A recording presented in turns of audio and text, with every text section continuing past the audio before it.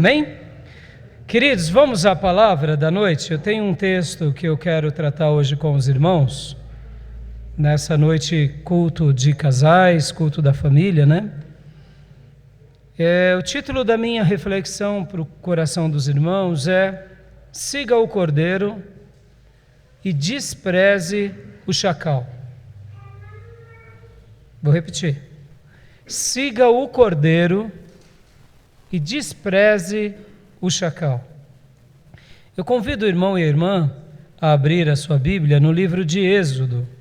Livro de Êxodo, capítulo de número 3, versículo de número 16. A gente vai ler alguns textos hoje. A minha reflexão nessa noite é falar um pouco com os irmãos sobre a importância da família e, no contexto, a importância do casamento. E vocês vão entender, no decorrer da minha mensagem, o porquê eu me referi ao cordeiro e ao chacal. Êxodo 3:16.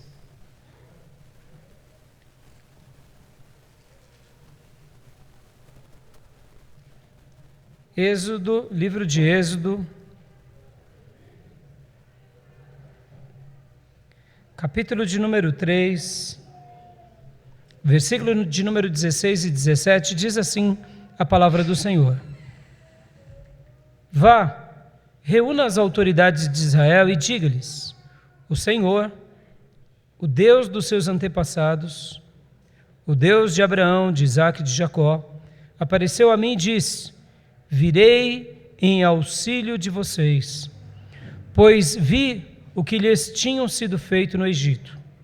Prometi tirá-los da opressão do Egito para a terra dos cananeus, dos hititas, dos amorreus, dos ferrezeus, dos heveus e dos jebuseus, terra onde manam leite e mel.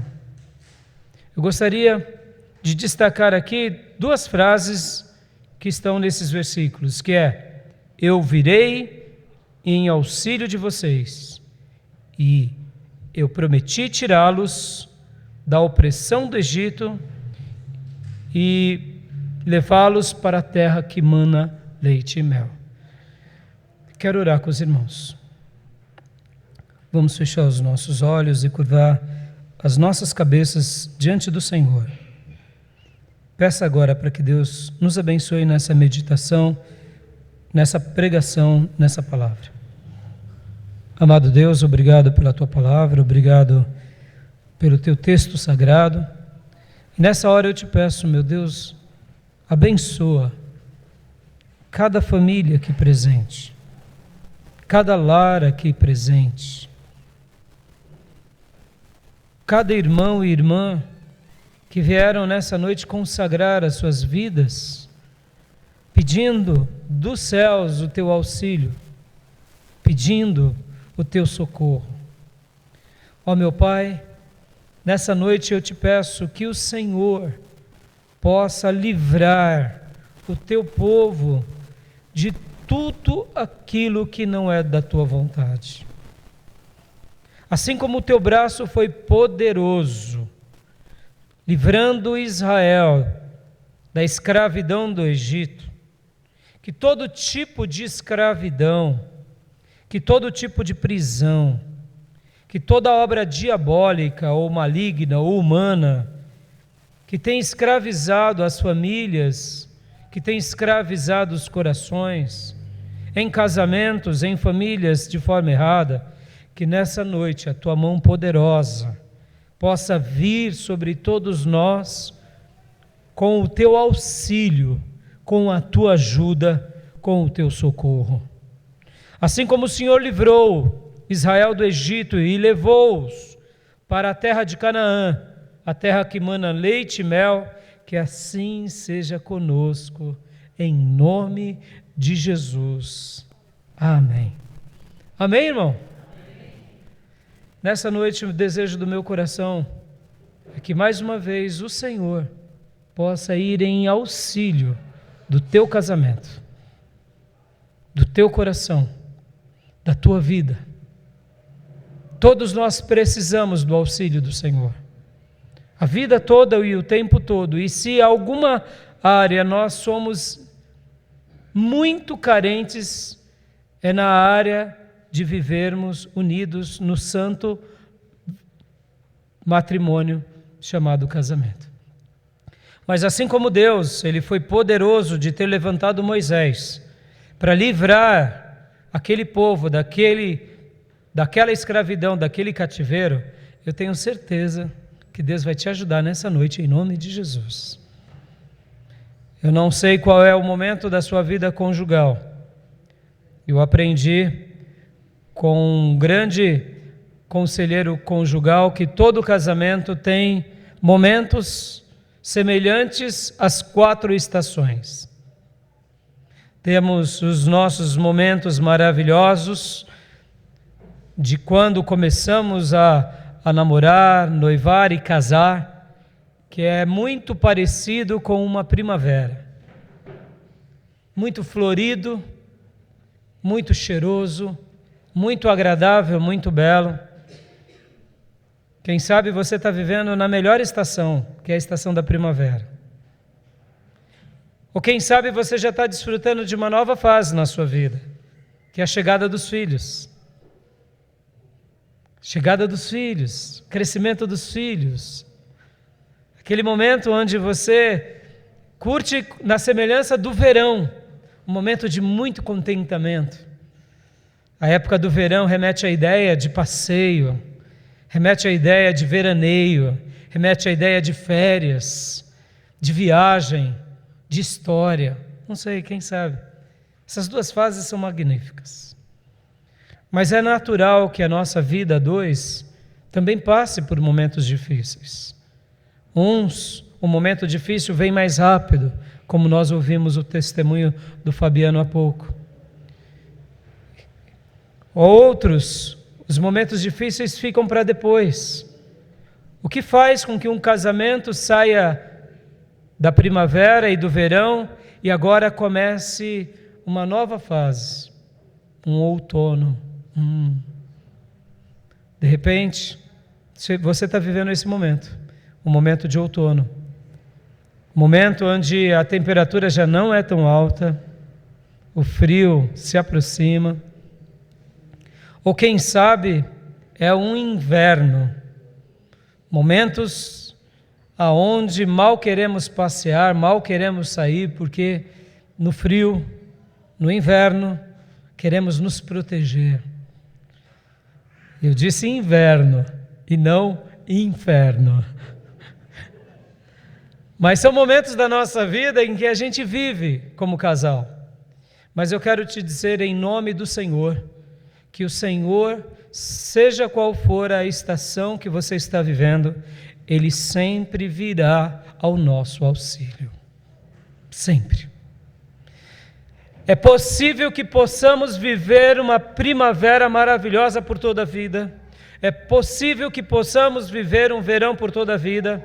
E é possível que o outono e o inverno também sejam minimizados na nossa vida.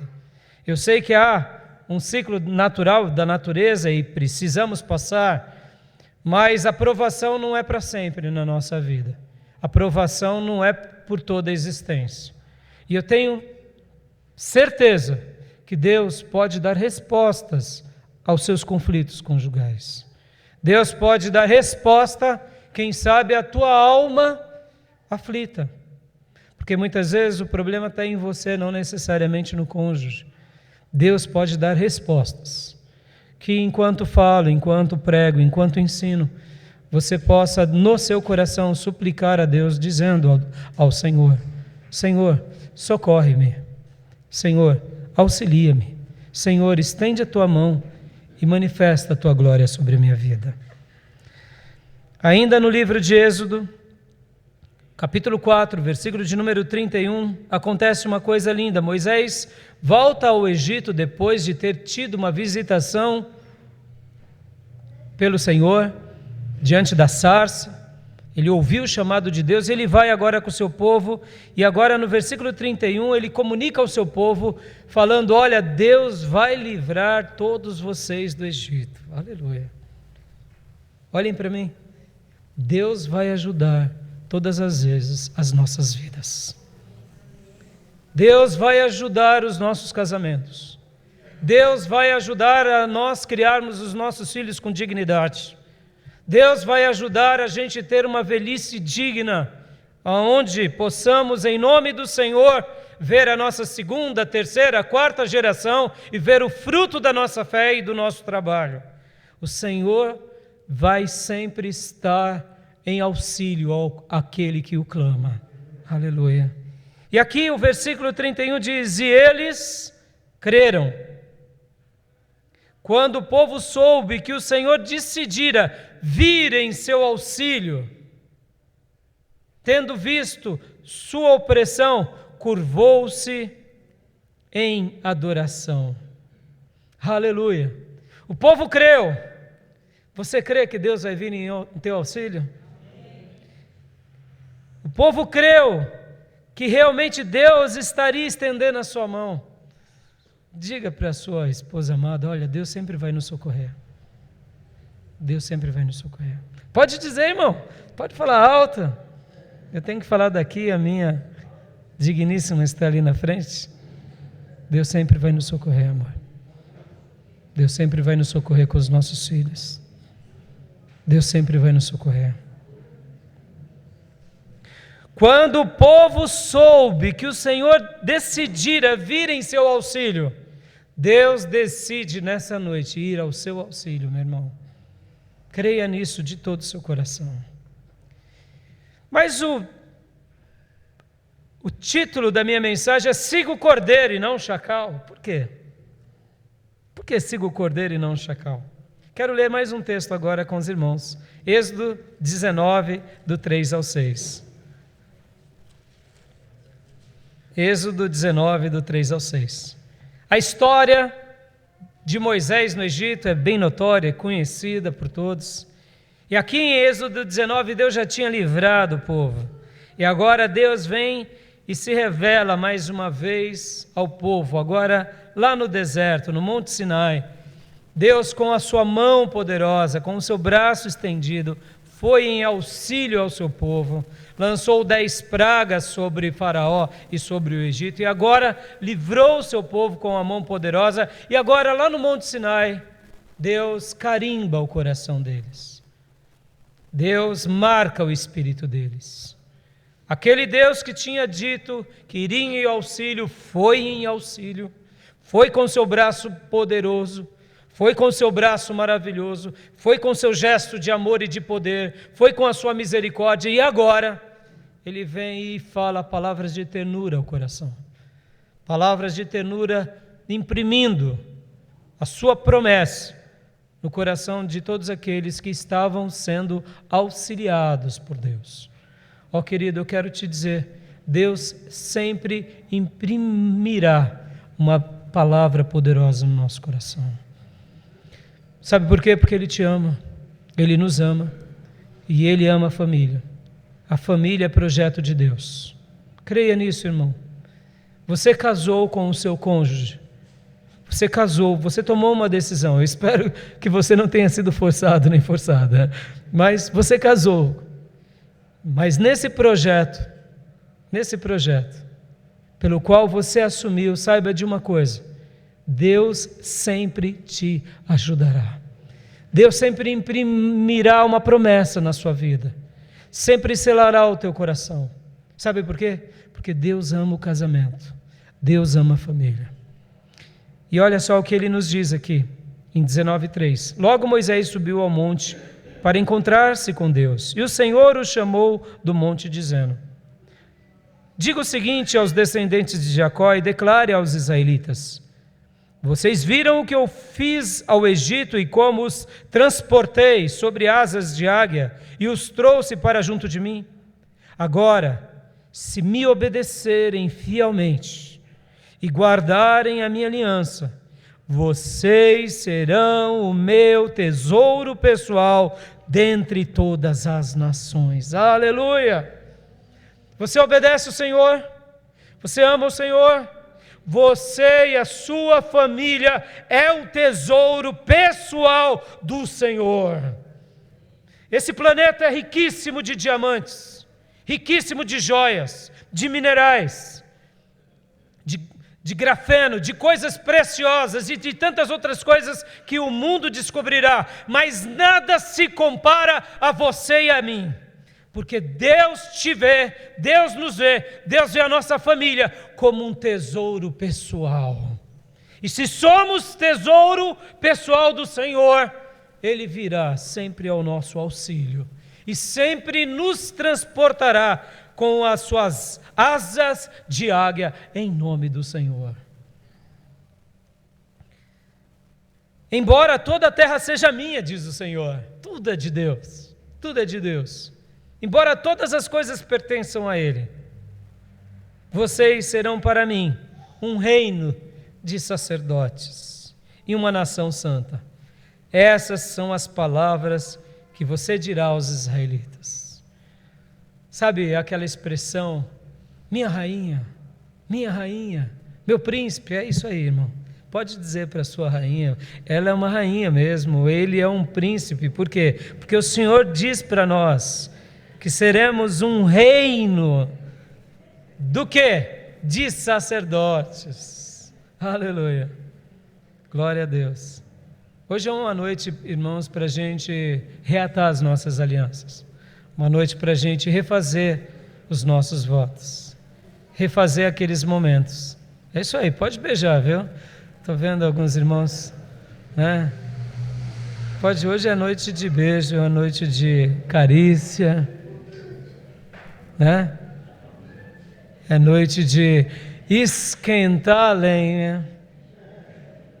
Bom, eu sempre comento que a mulher aqui, jovens que estão a serviço, tapem os ouvidos em nome do Senhor agora, que isso é coisa para maior de 18 casado, detalhe. Eu sempre digo que o homem é semelhante a um fogão a gás. Basta uma faísca e pega fogo.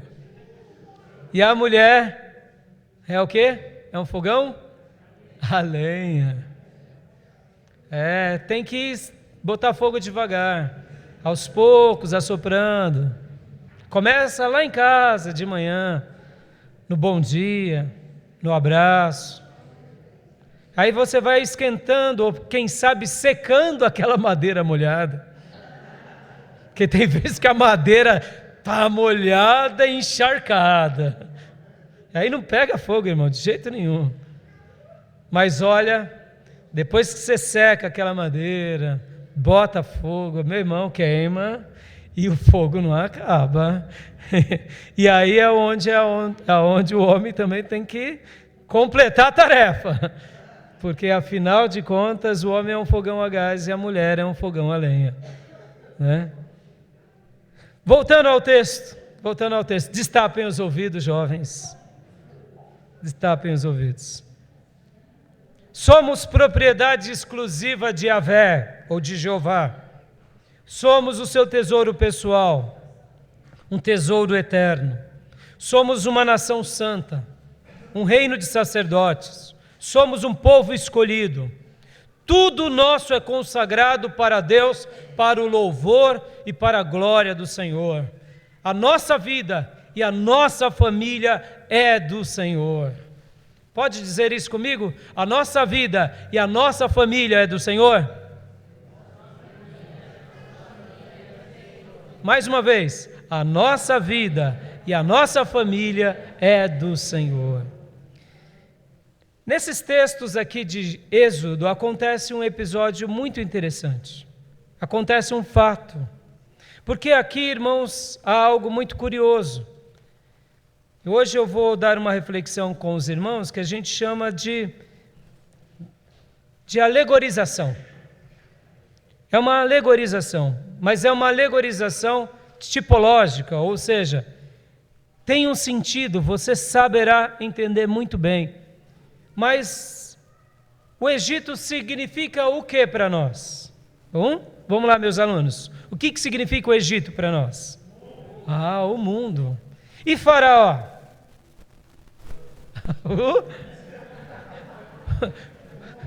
Nosso irmão Felipe falou com bastante propriedade. O diabo, ele falou o cão, né? O povo de Israel significa quem para nós? Nós quem? A igreja, ou o povo de Deus. E Moisés representa quem? Ele representa o libertador. É um tipo de Cristo. Ele era o pastor daquele rebanho, mas ele representava quem? Ele representava Cristo. Ele era um sacerdote, ele era um profeta, mas ele representava Cristo, o libertador. E olha que interessante, irmãos. Por que eu quero falar hoje um pouco com os irmãos sobre isso? Porque essa é uma dinâmica que acontece conosco o tempo todo, inclusive no nosso casamento. Ou será que nós estamos imunes ao Egito? Será que nós estamos imunes às tentações desse mundo perdido? Não.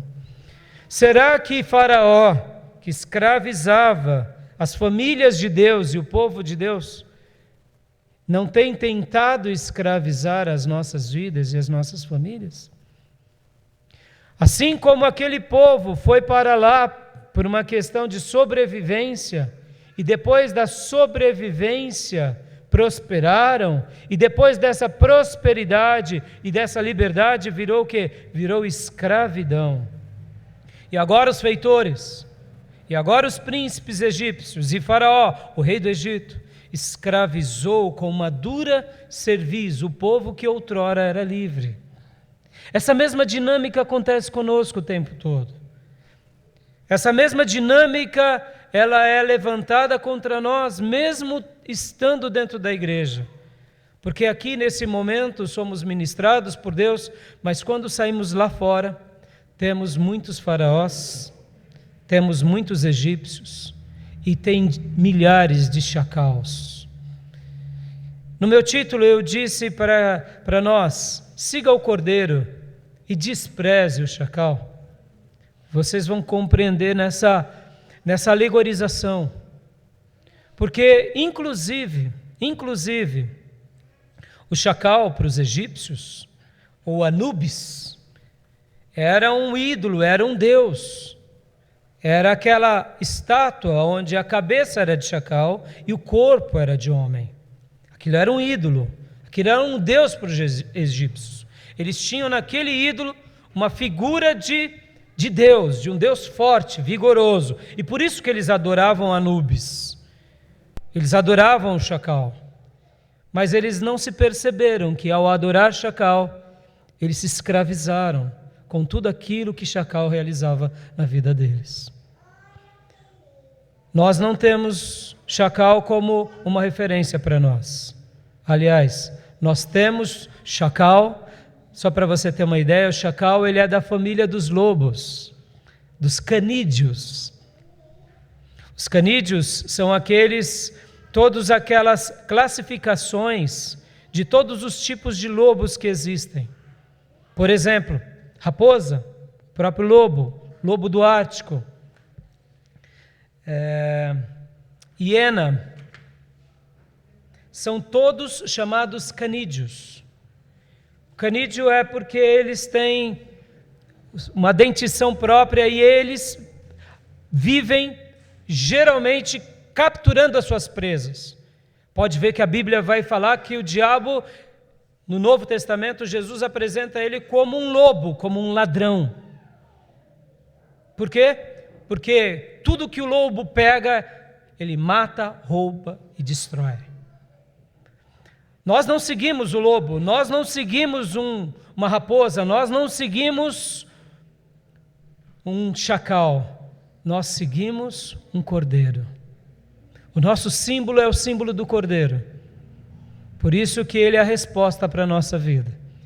Mesmo aparentemente sendo algo frágil, mas debaixo do cuidado do Todo-Poderoso, o cordeiro é sempre vencedor. Porque não é o cordeiro que vence. Quem vence é o pastor que cuida dos cordeiros. E o teu pastor e o meu pastor vai cuidar das nossas vidas e dos nossos casamentos. E por que eu quero falar um pouco sobre isso? Em primeiro lugar, irmãos, porque Deus ele sempre há de nos socorrer na nossa história e nesse Egito que vivemos. Talvez você diga, pastor, eu não estou no Egito. Irmão, você pode não ser do Egito, nem eu do Egito, mas estamos de peregrinação nesse Egito, em direção à terra prometida, a Canaã celestial. Mas o lobo está aí, e ele está matando, roubando e destruindo. Mas se alguma área da sua vida o lobo tem tentado te prender, que nessa noite você clame, Senhor, vem aí meu auxílio, estende a sua mão e destrói as obras de Chacal. Em segundo lugar, irmãos, na figura aqui do Egito, na figura dos egípcios, na figura de Faraó, quando Moisés foi falar com o povo de Deus, olha que interessante, Deus tinha dito para que Moisés fosse até Faraó e dissesse, deixe o meu povo ir, deixe o meu povo ir durante 3 dias, para que eles possam ali me adorar. E quando Moisés vai e faz esse pedido a Faraó, Faraó diz não.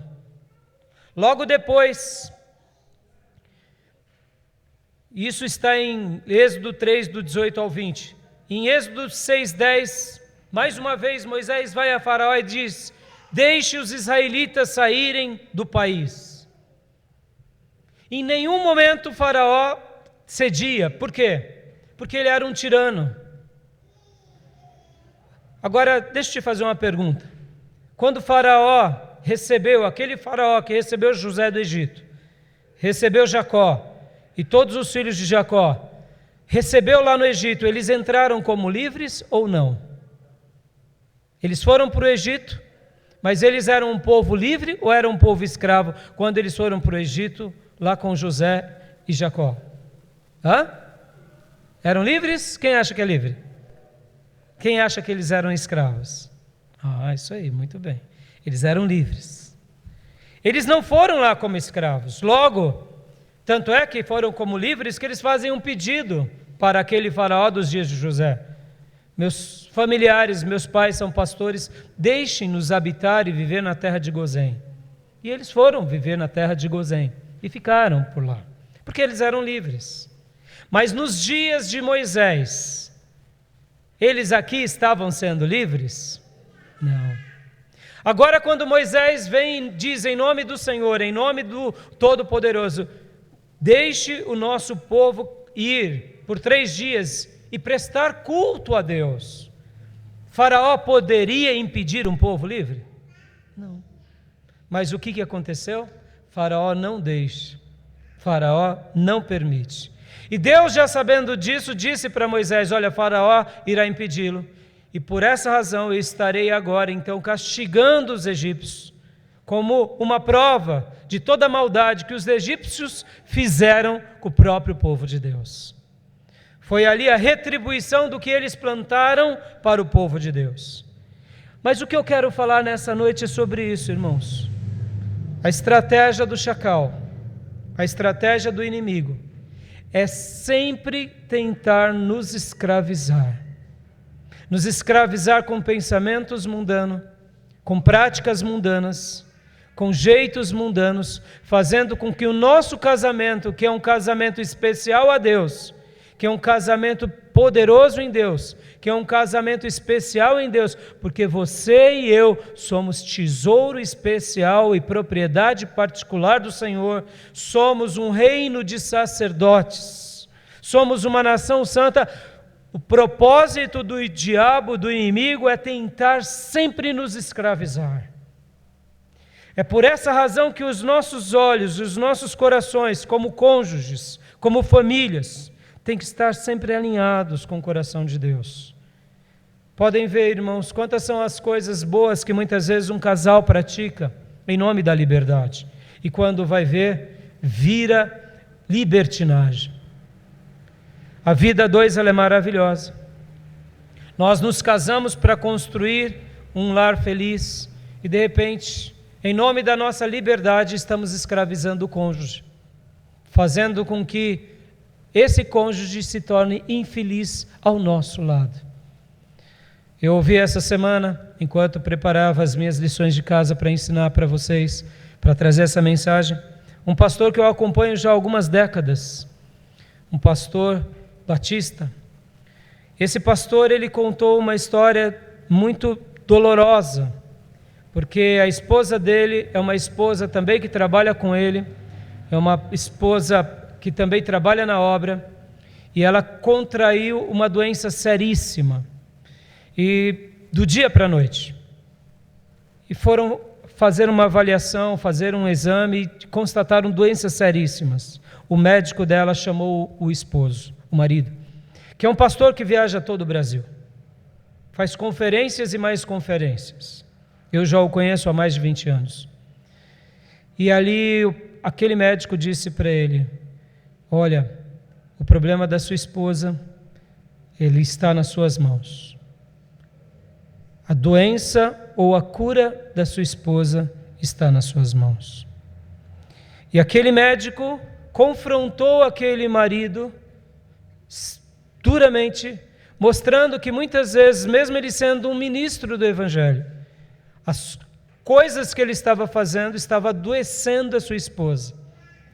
E depois de ser confrontado pelo médico e saber que ele tinha uma participação cruel na doença da sua esposa, enquanto ele remontava os cacos, os trapos, ele chegou em casa depois de uns dias, porque essa mensagem foi muito dura para ele.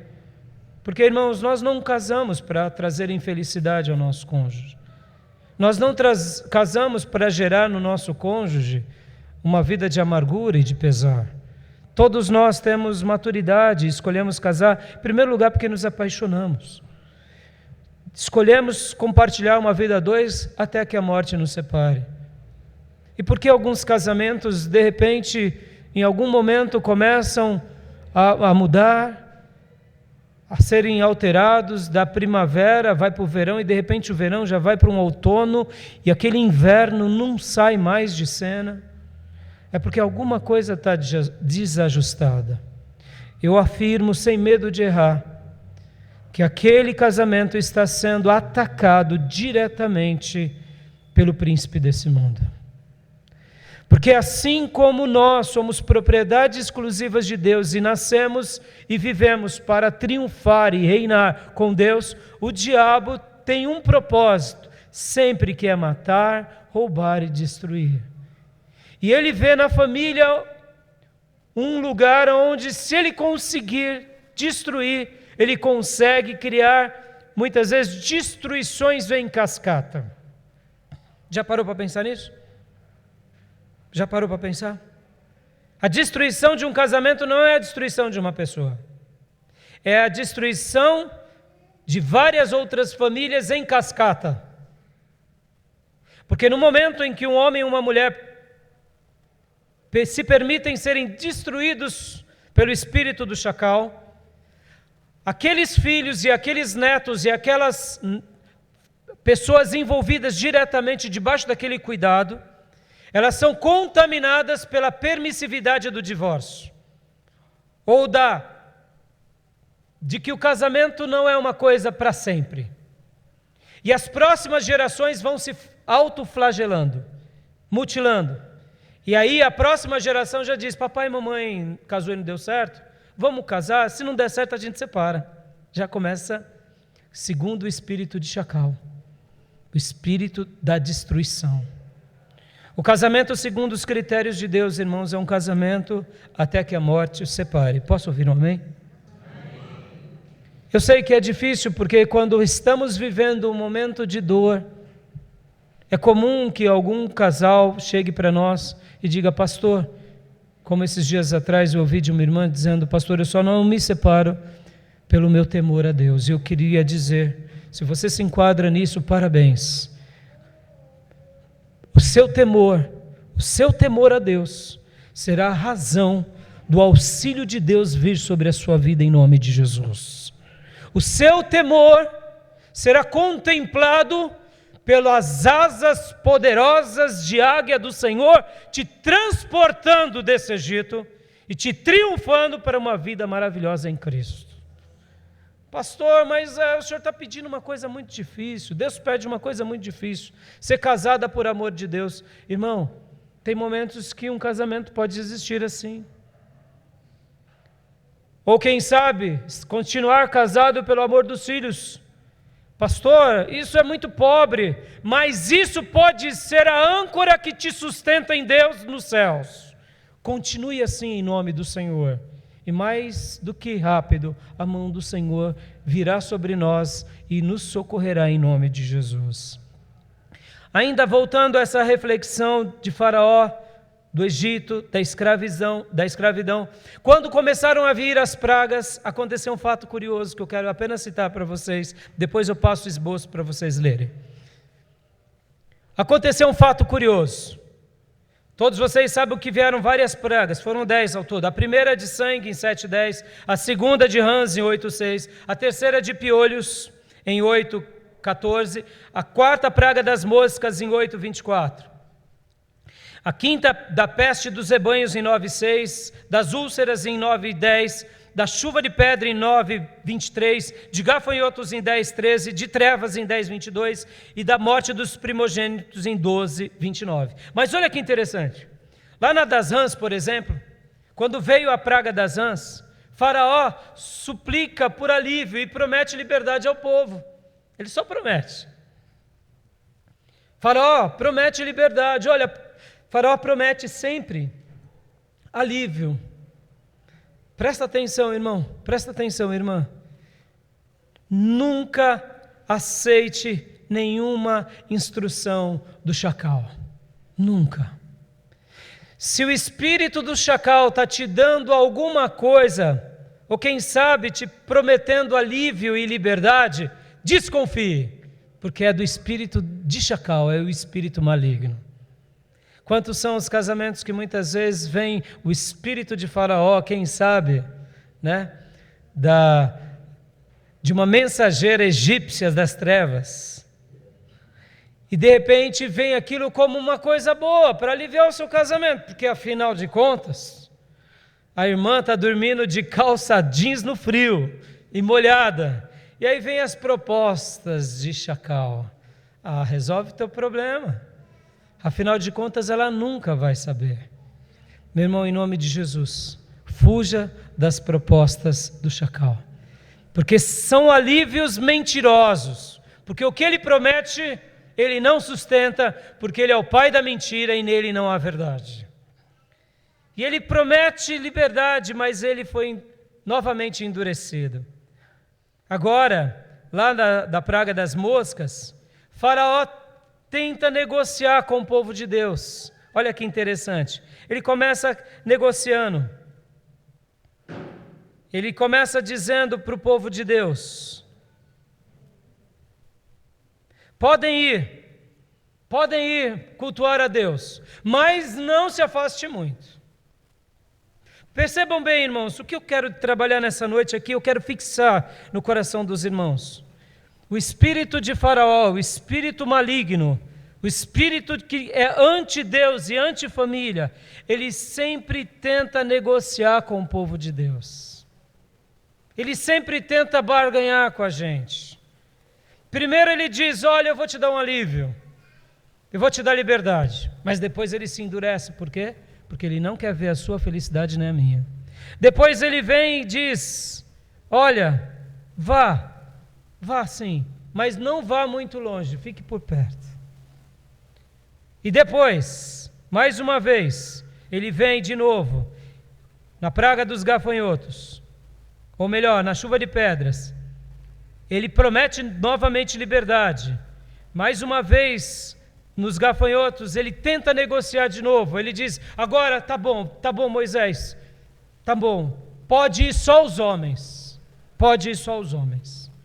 Percebam, irmão, o diabo quando a gente está vencendo as batalhas, está sendo restaurado pelo Senhor, quando o Senhor vem em nosso auxílio, prestem bastante atenção nisso, irmãos, isso é muito precioso. Não aceite um casamento de segunda mão. Não aceite uma família de segunda mão. Não aceite um relacionamento conjugal de segunda ou terceira mão. Não. Você é povo de Deus. Você é precioso ao Senhor. Você é a joia de Deus. A sua família vai marcar gerações. Confie nisso. A sua vida vai marcar gerações. Não porque você é especial, simplesmente pelas suas virtudes, mas a tua fé nele te faz ser especial. A tua fé nele te faz ver a mão e o auxílio dele. Você e eu somos cordeiros de Deus. Ele é o pastor todo-poderoso. Não se permita fazer acordo com o espírito mundano. Não se permita ter um casamento nos padrões do mundo. Não se permita ter hábitos muitas vezes mundanos. Não se permita. Por quê? Porque você é propriedade exclusiva e tesouro especial do Senhor. E o diabo, quando Deus está restaurando a nossa vida, ele fica fazendo concessões, fica querendo fazer acordo conosco. E agora, quando ele já está quase perdendo o embate, porque Deus tinha dito várias pragas, e eram 10 ao todo, na 8ª praga, agora Faraó já desesperado, começa a negociar. Tá bom, pode ir, mas apenas os homens. Olha que interessante. Fica comigo a esposa, os filhos e o gado. Interessante, não, irmãos? Olha como o diabo ele sempre vai se levantar contra a família. Muitas vezes ele diz, não, tá bom, só você se consagra, o resto deixa aí no Egito, não tem problema não. Irmãos, Josué tem uma frase muito linda, que ele diz, eu e a minha casa serviremos ao Senhor. Você pode repetir essa frase comigo em nome de Jesus? Eu e a minha casa serviremos ao Senhor. Agora com bastante autoridade. Eu e a minha casa serviremos ao Senhor. Irmão, creia nisso. Creia nisso. É você e toda a tua casa a propriedade de Deus, em nome de Jesus. E agora Faraó mais uma vez suplica por alívio. E o alívio vem e mais uma vez ele se endurece. E por último, ele tenta negociar mais uma vez. Tá bom. Agora vai você, Moisés, vai os homens, vai as mulheres, mas vai ficar o gado e vai ficar as ovelhas. Aí talvez você diga, glória a Deus, pastor, glória a Deus, estou liberto. Não, meu irmão, guarda isso que eu quero te dizer. O seu casamento é consagrado pelo Senhor. Tudo que você tem, tudo que você é, em nome do Senhor. Tudo que Deus te deu, tudo. Pastor, o que o senhor quer dizer tudo? Tudo é tudo. Tudo nosso é consagrado ao Senhor. Porque nós somos ministros de Deus, somos mordomos de Deus, e a nossa vida nem é nossa, é do Senhor. Logo, tudo que Deus te deu, esposa, marido, filhos, casa, carro, cônjuge, títulos, profissão, saúde, corpo, roupa, tudo é do Senhor para a glória do Senhor. E aqui por último, na última concessão, quando o diabo já... Talvez você diga assim, mas pastor, o diabo não queria deixar a gente nem ir adorar a Deus. Agora o diabo deixou a gente adorar a Deus, mas não adorar muito longe, sabe? Por que a gente não foi, irmão? Porque a nossa adoração tem que ser intensa, total e na liberdade do Senhor. A nossa vida e a nossa família não tem que ter escravidão nenhuma de ninguém e de nada. Quando agora você fala assim, mas pastor, estávamos a um passo de ser liberto, porque agora os homens sendo libertos, eles voltavam para lutar. Quem disse que voltava? Se os homens aqui aceitassem as estratagemas das trevas, quando eles voltassem da adoração, quem garante que Faraó e o egípcio já não teriam matado todas as mulheres, todas as crianças e todos os gados? Claro que teria. Por que se eles mataram as crianças? Por que não matariam mulheres indefesas? Nota, irmão, muitas vezes a gente está achando que está tendo liberdade, concessão, e a gente está agradecendo, opa, beleza. Não, você é do Senhor e tudo que você tem. Muitas vezes até nisso a gente precisa aprender. Aqui, é claro, aqui eu não estou querendo dizer, irmão, que o que é mais importante na sua vida, guarde isso, é os seus recursos. Mas nesse caso aqui, os recursos eram o motivo da sobrevivência do povo. Porque sem ovelha e sem gado, eles não teriam como se preservar no deserto durante 40 anos. Deus conhece a sua história. Deus sabe da sua necessidade. E Deus providencia os meios para a sua manutenção da sua vida. Por isso você tem que dizer para o chacal, para Faraó, para o Egito, para o mundo: arreta-te, porque eu e a minha casa serviremos ao Senhor. Simples assim. E é tudo que você tem, é consagrado ao Senhor. E agora, se Moisés aceitasse a pressão do povo, a pressão dos homens, a pressão dos líderes, a pressão das mulheres e das crianças, Moisés falaria assim: tá bom, vamos a gente, e a gente iria sem o rebanho, mas o que aconteceria? Eles morreriam no deserto, porque não teriam subsistência. Presta bastante atenção, quando Gideão foi separado para a obra que Deus tinha de libertação, ele estava malhando o trigo no lagar. Um dos homens, um dos valentes, defendeu um campo de lentilha. Irmão, presta atenção, o seu trabalho é sagrado, as suas posses são sagradas. Tudo que você tem, zela, não como uma idolatria, mas zela como objeto sagrado do Senhor, para que você possa, com meio disso, cumprir os propósitos de Deus. E a resposta que Moisés deu para Faraó, qual foi? Eu quero ler com os irmãos. Essa resposta é magnífica. Está em 10, do 24 em diante, eu quero ler para os irmãos. E logo na sequência vamos orar em nome de Jesus. Do 10 e 24 em diante diz assim: então Faraó mandou chamar Moisés e disse: vão prestar culto ao Senhor, deixem-me somente as ovelhas e os bois, as mulheres e as crianças podem ir. Mas Moisés contestou: tu mesmo nos darás os animais para os nossos sacrifícios e holocausto que ofereceremos ao Senhor. Além disso, os nossos rebanhos também irão conosco. Nem um casco ou uma unha de animal ficará deixado. Temos que escolher alguns deles para prestar culto ao Senhor, o nosso Deus. E enquanto não chegarmos ao local, não saberemos quais animais sacrificaremos. Aleluia! Aqui eu quero que você grave isso. Nenhum casco, em algumas versões vai falar nenhuma unha, será deixado para trás. O seu fio de cabelo, a sua unha, o seu bebê, o seu filho, a sua casa, tudo é consagrado ao Senhor.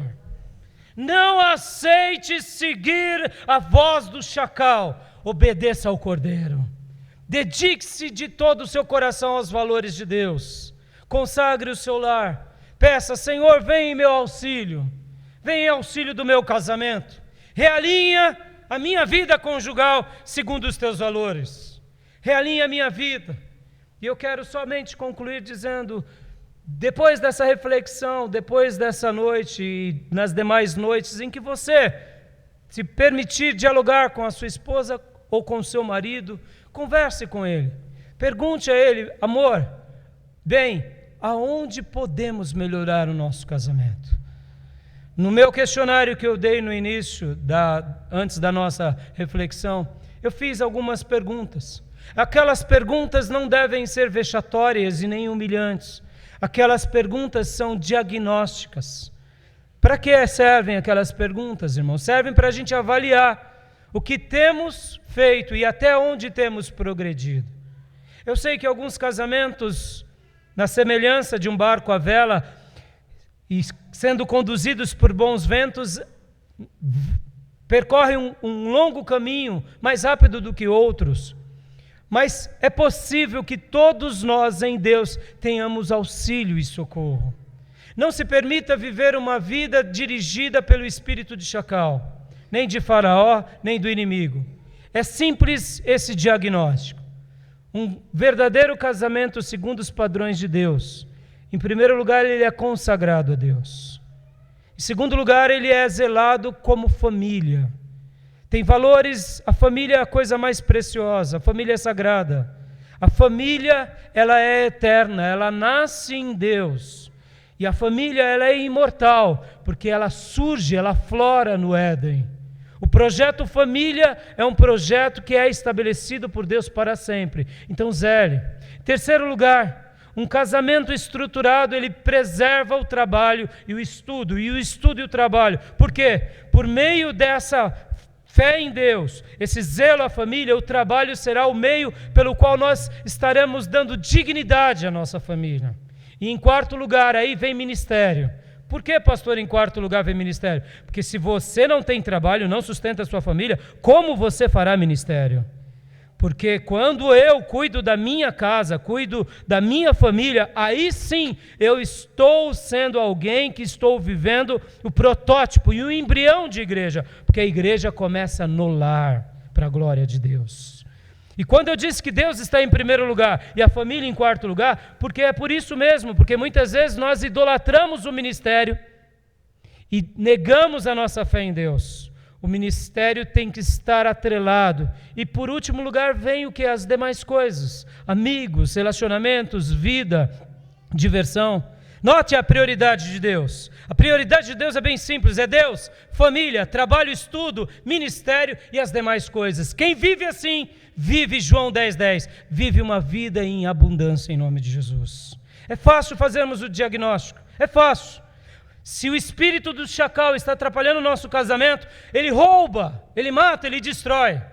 Quantos são os casamentos que de álbuns lindos viraram álbuns horrorosos de fotografia? Por quê? Porque o espírito do Chacal está ali. Converse com o seu cônjuge, ore com ele, busque a presença de Deus, peça a revelação do Espírito Santo, e eu tenho certeza que Deus vai nos ajudar, porque o diabo ele tenta desestruturar essas 5 bases. Em primeiro lugar, eles tentam dizer, você não precisa de Deus. Em segundo lugar, eles dizem, você não precisa de família. Porque essa é a síndrome de Chacal. Chacal não precisa de Deus. Ou ele diz, ele se rebelou contra Deus. E a família, ele tenta negar. A família, ele tenta destruir. A família, ele tenta anular. Em terceiro lugar, trabalho. Trabalho para quê? Aí onde entram os trabalhos ilícitos. Notem, irmãos, a nossa sociedade, o espírito de Chacal está na nossa sociedade. Hoje, trabalhos imorais e indignos são vistos por muitos da sociedade como algo digno e valoroso. Quem é que está regendo essa sociedade? Quem é que está regendo esse mundo? É o espírito do Chacal. Olha que coisa terrível e nebulosa. Estudar é para quê se é um emprego deturpado? E ministério para quê? Se eu não temo a Deus, se eu não tenho família, se eu não tenho preocupação de trabalho digno, para que ministério? Para que me ocupar servindo o outro, a igreja do Deus vivo? Que Deus vivo é esse? E vida em abundância? Que vida em abundância? Eu quero curtir a vida. Olha o espírito do Chacal, deturpando os valores de Deus. Então, irmão, faça um diagnóstico, faça esse diagnóstico e peça a Deus, Senhor, onde estiver sinais de morte, sinais do espírito maligno, derrama da tua graça, porque eu quero simplesmente citar o episódio para orarmos. Quando o Senhor entrou na casa de Jairo, acontece algo que pode acontecer com a nossa vida.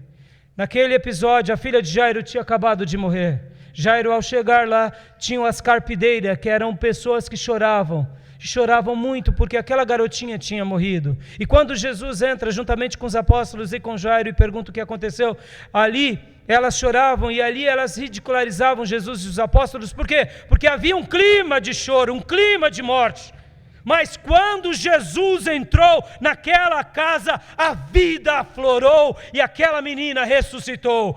Esse é o padrão do Cordeiro. O Cordeiro quando ele entra, o Cordeiro quando ele é estabelecido, o Cordeiro quando ele invade um casamento, aonde havia sinais de morte, agora haverá sinais de vida, sinais de alegria, sinais de felicidade. E a palavra do mestre naquela noite, ou naquele dia, na casa de Jairo, foi: Talita cumi, menina, levante-se. E que o Senhor dos céus nessa noite derrame uma palavra poderosa aos nossos corações, dizendo aos casamentos e às famílias da Igreja Batista Missionária: Talita cumi, ou seja, minha menina, minha igreja, levante-se em nome do Senhor e viva.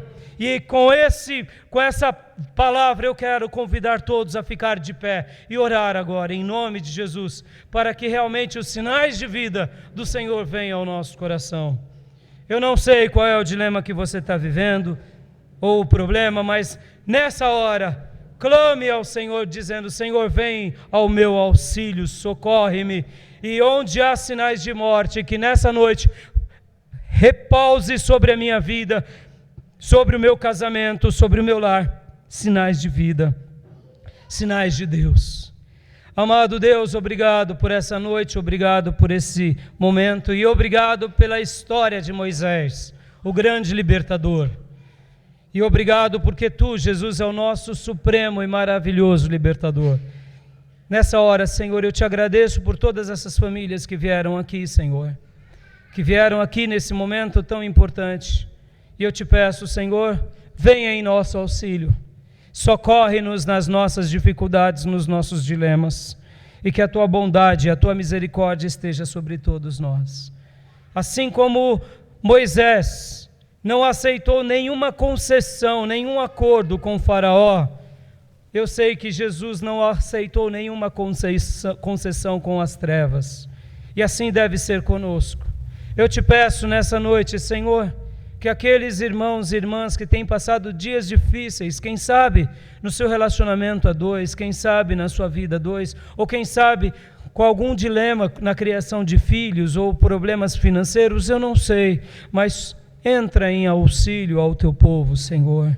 Ajuda-nos, Senhor, a viver segundo os padrões do Cordeiro, segundo o poder de Deus, e jamais, Senhor, sendo seduzidos ou enganados por Faraó, nem pelo Egito, nem mesmo por chacal algum.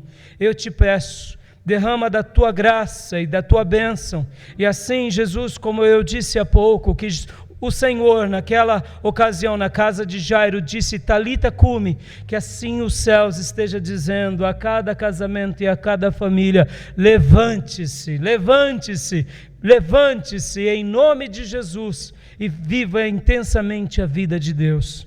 Eu, como ministro do Teu Evangelho, clamo pela minha vida, clamo pelo meu casamento, clamo pelos meus filhos, pela minha família e por cada família aqui dessa igreja, em nome de Jesus. Que a graça do Deus Todo-Poderoso, do Pai de amor, seja restauradora, revigoradora, transformadora, no nome santo e precioso de Jesus, em cada casamento, em nome de Jesus. Amém. Amém.